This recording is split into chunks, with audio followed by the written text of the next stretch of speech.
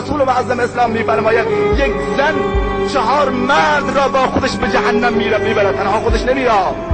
توجه بکنم برادران، یک زن 4 مرد را با خودش به جهنم میبرد: پدر، شوهر، برادر و فرزند خودش را. آی بابایی که میاد به نماز جمعه، به نماز پنجر، سر از سجده برداشته نمیشه، میخواد قبله رو سوراخ بکنی با سجدات، ولی دخترت خدا میدونه داخل مراسم عروسی چه مسائل رو که انجام نمیده، چه رقاصی هایی تو به فوتبال ابلیس شده میرقصه وسط 1000 جوان.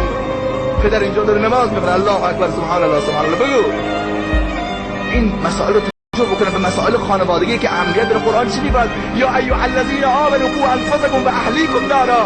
ای کسانی که ایمان آوردید، همونطوری که زمان عید میاد برای خودتون و خانواده‌تون میرید خرید میکنید، در مسائل ایمانی فقط به خودتون توجه نکنید، بلکه قوا انفسکم و اهلیکم